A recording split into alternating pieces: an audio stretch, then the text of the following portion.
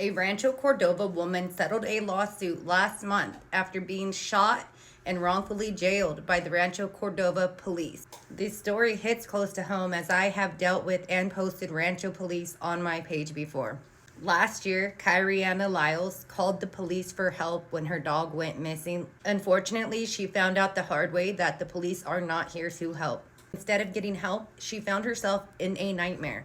They pulled into her driveway, demanded that she get out of her car, and began to try to pull her out physically. Being in fear for her life, she drove off, and that's when she was shot.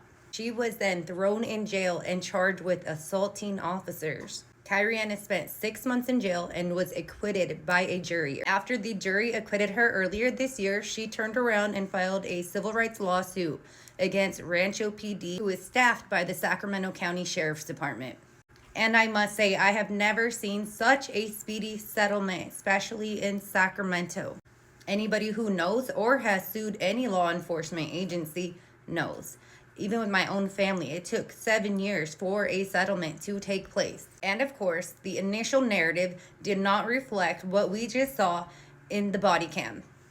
In fact, the police claimed that she had a knife and that they were in fear for their lives. She had no knife on her. They later stated they did find a knife in the house.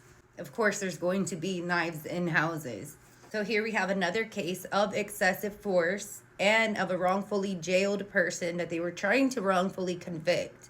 Have a band-aid being put on it in the form of a civil lawsuit, but no actual accountability for the officers involved. Police tactics like these, when they harm someone, then wrongfully throw them in jail, sometimes getting that wrongful conviction, are all too common. Being that I am from this area and am involved in this work, I barely heard about this case, and there has not been much talk about it. They want to sweep these cases under a rug, even when they wrongfully shoot a woman, then throw her in jail, and then have to pay out. Justice for Kyriana Lyles.